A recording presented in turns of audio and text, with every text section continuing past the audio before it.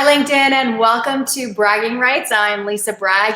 And look, I have to tell you, it's definitely time to stop being humble. You need to be seen, be heard, and share your awesome value with the world. And one way to do that is through speaking, public speaking. You need to get out there and share your ideas. And that means, yes, standing in front of a camera or standing in front of an audience if we could, and speaking. And joining me is an absolute expert at this and training it and doing it herself, Andrea Sampson of Talk Boutique. Welcome.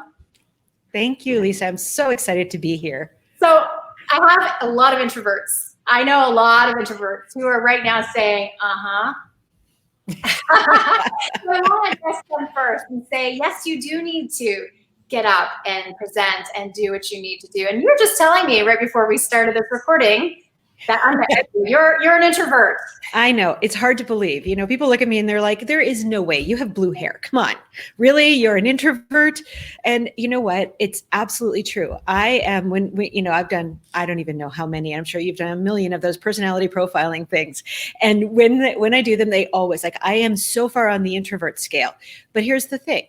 I'm a learned extrovert, and I've had to be. My entire career has been in front of people. I've had to get up, I've had to present, I've had to be, in those parties doing those networking things. And so introversion really, when we talk about being an introvert, it's really about how you think. And one of the challenges that most introverts have is that we think before we speak. So we have fully formed thoughts that come out, whereas an extrovert thinks out loud. And they form their thinking as they're speaking. Now, both have merit, both are important. But when it comes to being a speaker, I think this is where there's a lot of misconception, because the belief is that you get up on stage and you just start speaking, right? Well, that is, and I know you've done a lot of speaking, so you know this is not true, right? There is a ton of work that goes into speaking on a stage. So as an introvert, what is really great is that we have the discipline to think it through, to do the work, to make sure that what we've done is really understandable. Now, I've worked with both introverts and extroverts. I'm a speaker's coach. I work with people all day, every day. And what I can tell you is that there actually is no difference. It's just a come from place. Whether they're speaking out loud, so when I'm coaching them, as an example, when I'm coaching an extrovert, I'm catching a lot, right? That's my job. I'm the catcher, because they're just throwing it at me. And what I'm doing is I'm writing it down for them so that we get the ideas into a place. When I'm working with an introvert, I'm now pulling it out of them. I'm asking questions. They both have the ability to be fantastic in front of a room. It's just making sure they've done the work first. So, as the introvert, it might be a little bit confronting to walk in front of that audience. But the reality is you've got everything you need as long as you've done the work first. You do the work first. That's absolutely it. And we want to hear from you if you're an introvert, an extrovert, or an ambivert, whichever one you identify as, whatever test has given you, whatever. Let us know your thinking about when you get up on stage or when you get on camera, and your best tips or those things that people have told you that are just, you want to have us prove that it's false or reinforce it. There's a lot of myths to speaking in public or speaking on camera. So we'd love to help you with any of the foibles or things that you're thinking about. So put in your comments. I'll be looking over here once in a while to see if there's some comments from you. We'd love to even hear where you're from, because Andrea and I are almost neighbors who just met through a mutual friend online. So you can network in this time. So absolutely. Like two major blocks, two Toronto blocks away from us. So yeah, it's a small world. It's a small world. We want to hear where you're from. So put it in the comments. We'd love to hear from you now. And we'll keep going with our conversation. But, you talked about doing the work first, and everyone needs to do the work. You can't, some of us with years and years of experience, I can get up. My background is TV news. I used to go live. So I would tell you a story as we go. But that took years of experience and practice to get to that stage. So we just don't always wing it. 90% of 80%, 90% is the work you've done up front. So talk to us about the work we do up front.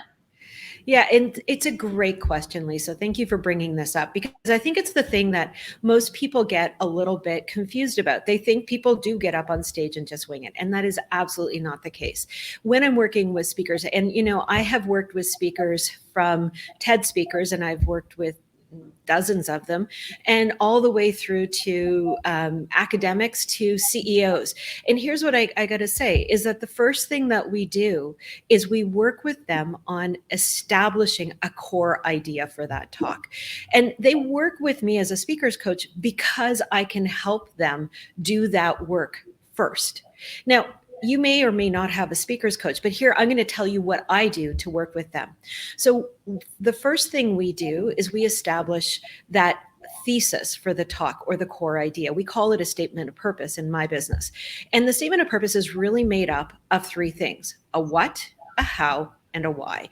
The what is your topic.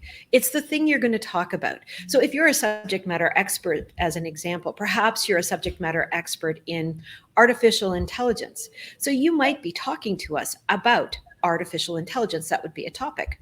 The how is your point. It's the thing you want us to know about, in this case, artificial intelligence. So you might be saying artificial intelligence is going to impact the world in ways in which we cannot even imagine. So that point, the ways in which we can't even imagine, you're going to expand upon that in your talk. But now what you've got is a core premise that you're starting to get your audience to hone in on. Now, the third part is the why. And this is the place where speaker and audience meet. The how, the what and the how are the topics or the places where the speaker wants to get information out. But the why is the place where passion comes in, which is why it's where the speaker and the audience meet, because this is where you make it matter. This is where you create impact with your audience. So in the case, in the example that I just gave you, which is artificial intelligence is going to impact the world in ways that we can't even imagine. And because of this, we now need to think about how we are creating cities, communities, and safe spaces for us as humans to exist within a world of artificial intelligence. Now, you're getting into, in this case, the why being the cities and the communities and the safe spaces where we exist. We all want to lean into that. We all want to know more about that. So you are creating a real connection with your audience. Now, if that was your core premise, you could build a whole talk around that very easily. Now, that wouldn't be the first thing you'd say, but it would be the impression or the idea that you want to leave your audience with.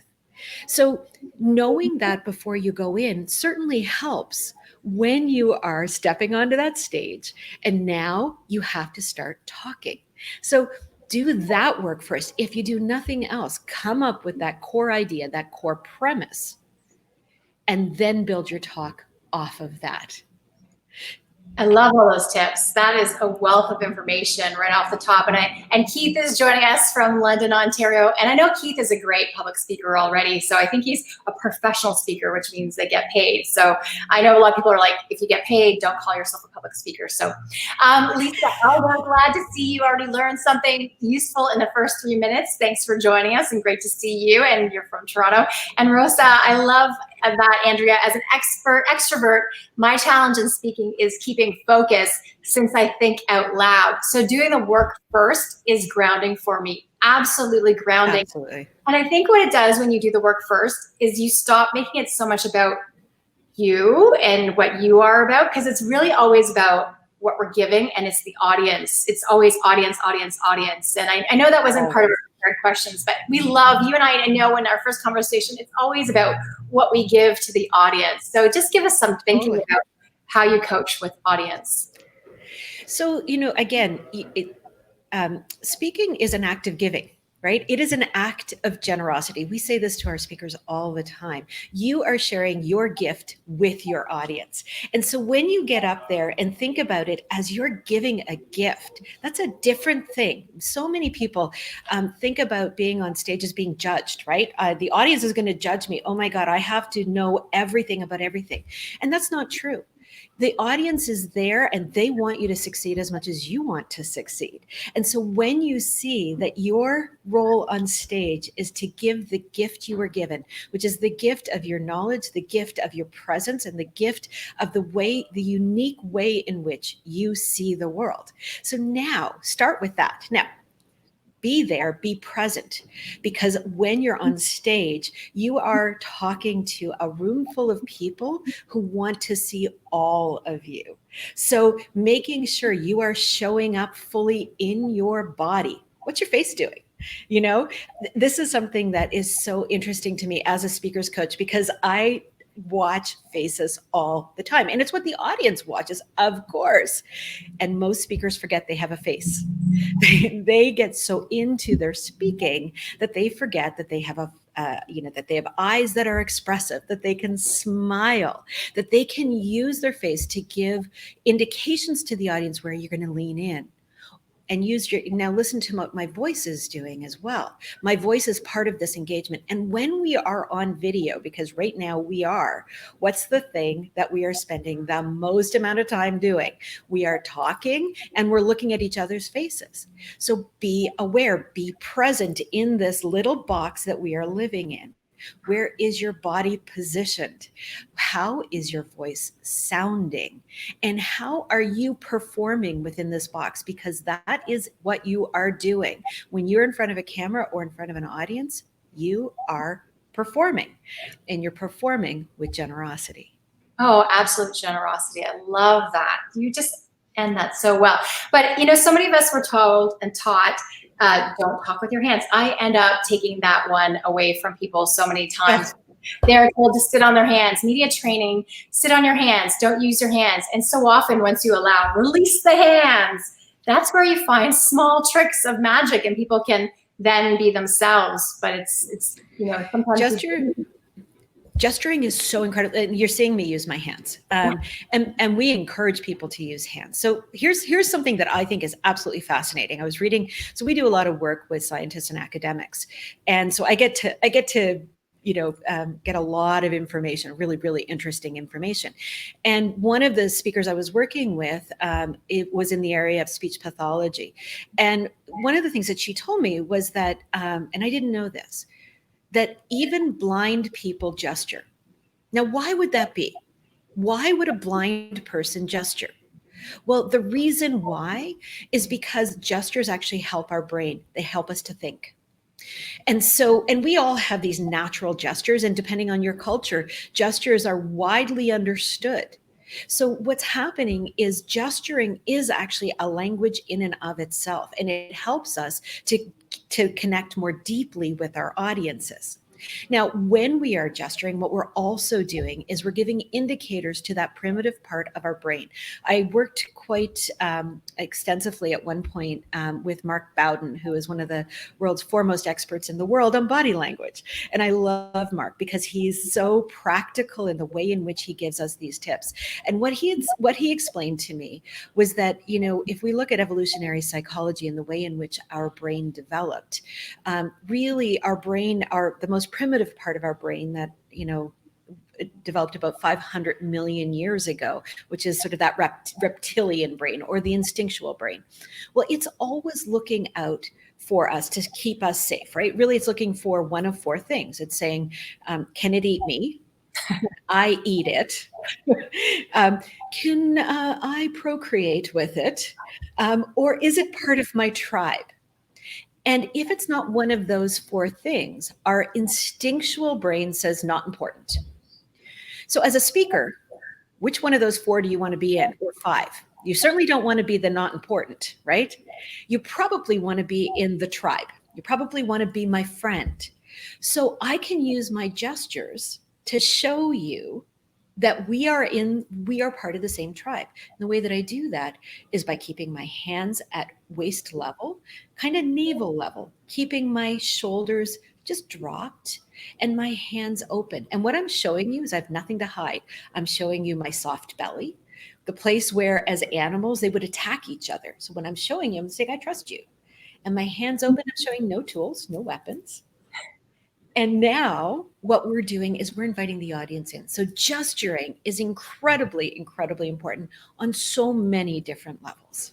Yeah, so use those hands appropriately. And I think some of us don't have great poker faces because I have expressive eyes and I'm, a little animated with my face a lot. But anyway, we're here talking to Andrea Sampson from Talk Boutique, and we want to hear from you. What challenges do you have with public speaking or speaking with groups or speaking on camera nowadays, that we all are moving on camera? We'll probably be on camera, at least where we are in the world, for a little bit longer, a lot longer. So we need to get those tools. And even if you're watching in the audience, how do you participate in some of these things? But we want to hear from you. So add your comments. And if you're watching the replay, we'll get back to those too. So, it is a great opportunity for us, though, to practice in this little box with less anxiety of going onto a big, massive stage. It's time that we can get different audiences too, because people are open to a speaker from wherever you are in the world beaming in, because that's how all of us are showing up. So what's some tips for people who are, beyond thinking about going to be a speaker and just starting out and wanting to maybe eventually be a paid speaker in this time of COVID, where we're not able to get on any stages except for digital stage? Well, the great thing about where we are right now in this digital world is that it's 100% accessible. There are so many different virtual stages for us to be on. Today I'm on your stage, and this is a great place, to sort of have conversations and to practice. If I were in that place of wanting to be a speaker, this kind of a show, perhaps not yours, but perhaps others. And we all have friends who are doing Facebook Lives, or, you have the ability to be in front of an audience at any time. This is never before in history has this been true. Technology has given us this, and that is really quite incredible. If you are choosing to be in that place of driving towards a speaking career, there's a couple of things that I would recommend to you. So first of all, be very aware of your presence on camera. As I said, yes, your face, your gestures, these are things that are important. But when you're on camera, it's also making sure that you've set up your environment appropriately. So look around you. If you look at you or I, we've been very purposeful with what we have around us. I've got my Talk Boutique banner. You've got your Stories Change the World banner. These are things that we want people to know about. We also don't have clutter. Now, the other thing that's important is that we're maintaining an eye line. Now, I'm looking at you. I've got my camera just above the box in which I see you in. So I'm primarily looking at you. So to the audience, even though I don't know if you can't see that I'm looking at you, but it feels that way, right? Because, I'm keeping my eyes in the middle of the screen, and that's really important.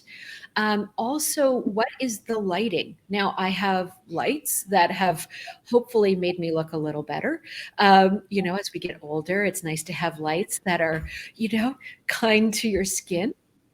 But lighting is important when you are on camera, and the framing. Do I have the camera down low and it's looking up my nose? Like, that's not flattering for anyone. So any of you who have a laptop and you're talking into your laptop, make sure you raise it at least a foot off of the desk when you are using that camera, because it is not flattering. You don't want too much space above you. You can see I have just a little bit above me, and you have the same. We have framed ourselves in the little box within which we are in. And then testing. You and I got on about 15 minutes earlier just so we could test and make sure the technology worked and make sure that we both were comfortable. Testing is important. So these are things, first of all, before you even go live, that you make sure that you've addressed. The next thing is your content. Now, for many of us, like we just said, do the work in advance. But a lot of people get really, really nervous about walking out on stage and going, oh my goodness, am I going to forget everything that I have just practiced over the last few weeks or months? And I'm going to say, well, video is forgiving that way. Because if you're, again, understanding how to use the technology, you could have a document open with bullet points in front of you right at your eye line so that you can just look at those bullet points quickly and keep yourself on track. So for the extroverts out there who need some work on staying on track, it's a great little tip. But here's the thing, don't write out your entire talk and read it. We will see it. We will see those eyes moving across the screen. So make sure you just get the bullet points. Yeah, and sticky notes. Great little tip to have sticky notes. Absolutely. On your screens or at the wall behind if you really need a few more points. But it's having those 3 to 5 points that really can trigger your thinking because you know it already, and not worrying about it because you know your purpose, you know the points, you know the stories you want to tell, and having it internalized and just using it as a prompt. Because I get so many people too wanting to know, how do I use a teleprompter? And use a teleprompter in this stage. And I don't know, we didn't talk about this, but I don't know your feelings on it. Teleprompter takes time and you need to be able to run the teleprompter. So I'm running a tiny bit of tech now, but also running a teleprompter. You know, it's just too much work. It's so much, and your eyes track often if you're not doing it properly or haven't trained. And usually I'm broadcasting, we're, you know. Yeah. Far back. And so you don't see it as much. Like when you're this close, you see it. You see it. You know?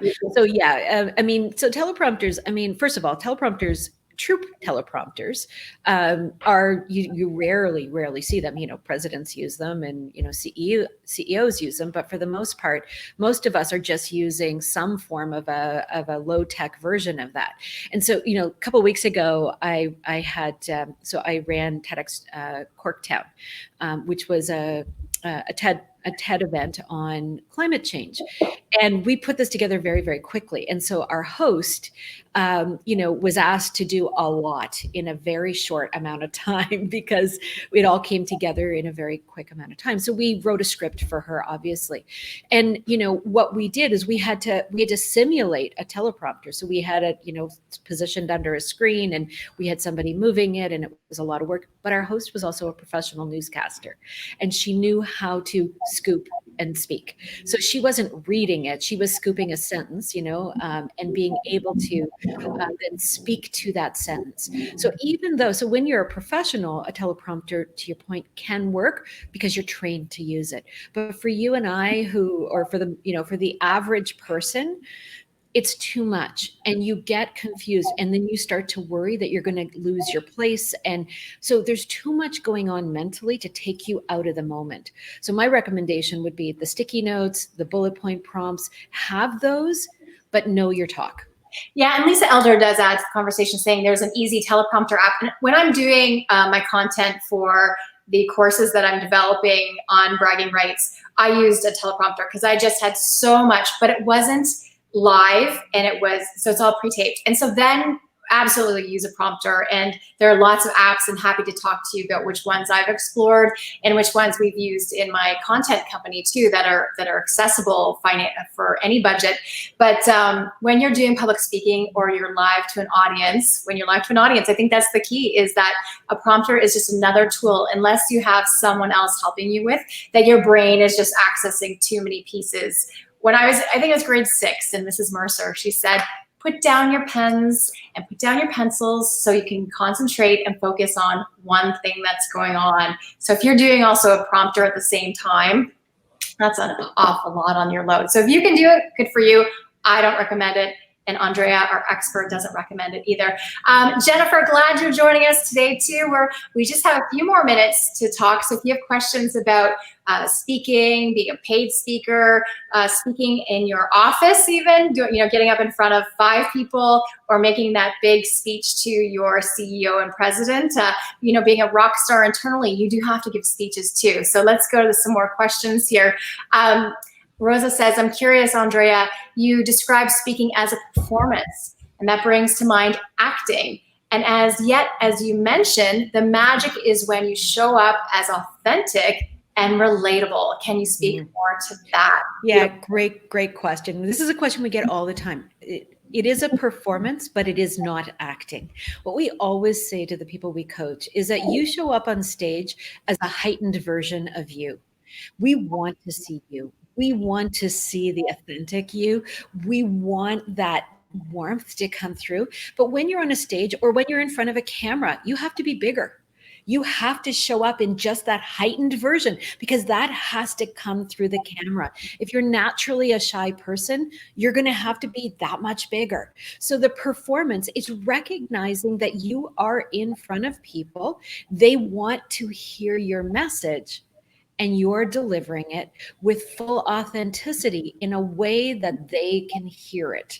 And so that is heightening who you are. I hope that makes sense. Yeah, it really does, because TV is actually a colder medium. So radio, audio is warm. So you don't want to, on radio, when you hear that announcer and they're over the top and like, yeah, but in TV, it's actually cold. So you think you're smiling and you actually have to amp the wattage. And so yes, it is for, it's giving your audience more of what they need. You can't be flat. They won't tune in. They won't hear you from it. So there is that, I love that, the heightened part of yourself. So that's great. She says, I love the concept of a heightened version of you. Brilliance. Thank you.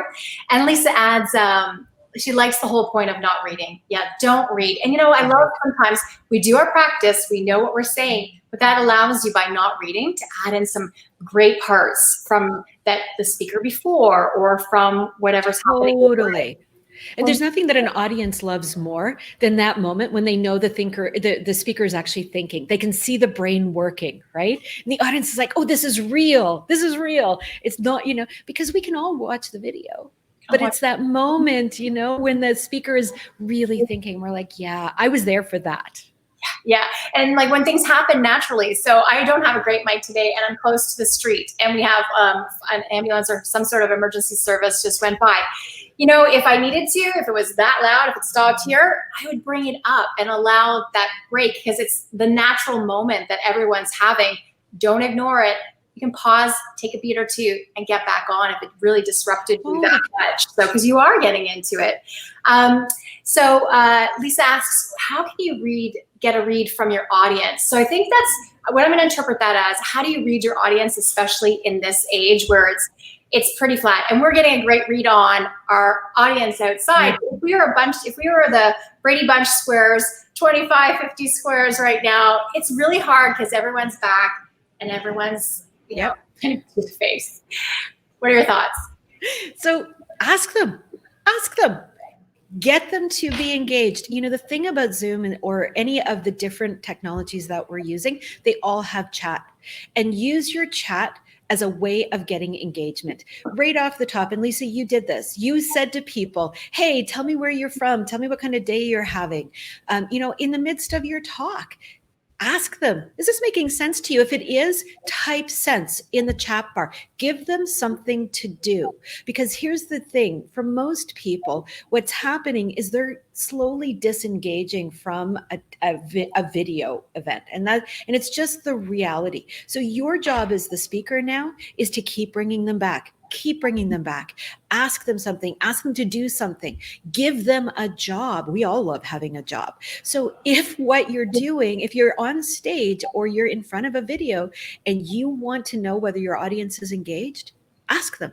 Don't be afraid of that. In fact, what's going to happen is they are now going to start giving it to you unasked. So, which is great, but you got to get them there. So you do it right out of the gates. At the TED event that I hosted a couple of weeks ago, we actually had a facilitator and we put people into groups. So what we did after every third or fourth speaker is we separated the entire audience into small groups and we had them workshop things.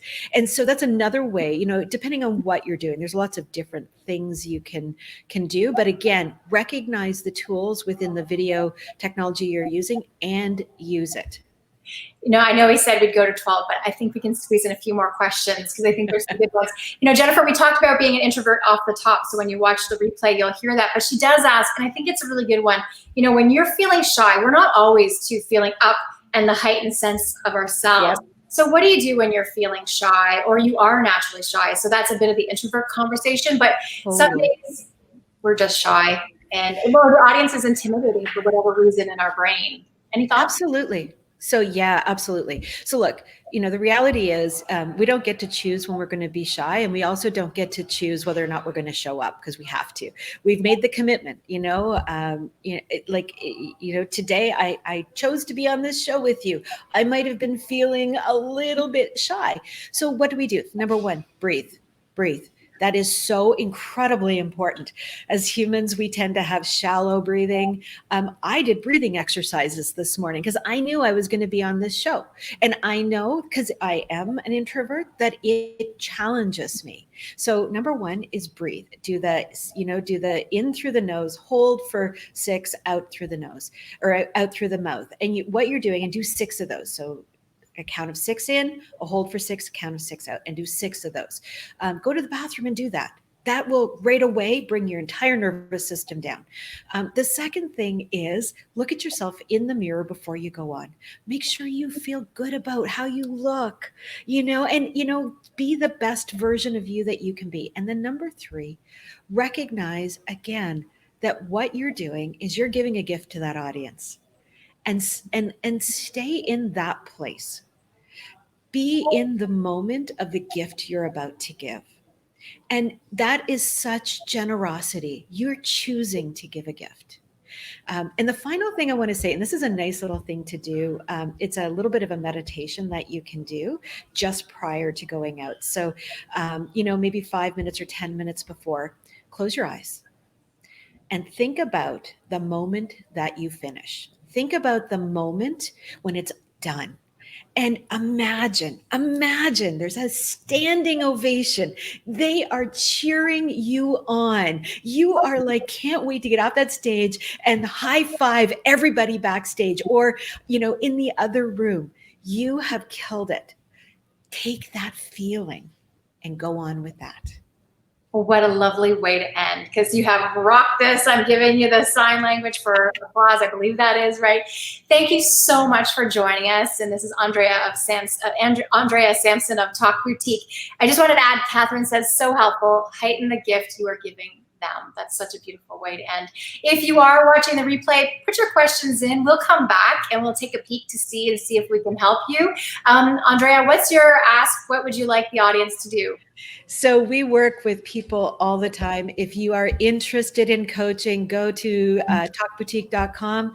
We've got plenty of programs. We have a Thought Leader Academy. Would love to see you enrolled in. So visit us there or reach out to me at Andrea@talkboutique.com. Okay, I'll put those in afterwards. I was trying to do it on the fly, but that's too many things. Too many buttons and stuff like that. So I'll add in. And I'd love for you to keep following along and join. I have a new LinkedIn page that we're putting up tips and comments, and we'll share when we're going to have experts like Andrea on, and they'll join our community hopefully too and add into the conversation. So we'll see you there in Bragging Rights. So that's it for this week. Join me. I do have a guest lined up for next week, and it's going to be amazing. We're talking about swagger with Leslie M. So that's going to be really good. Okay, take care, LinkedIn. Thanks for watching. Bye. Thanks, everyone.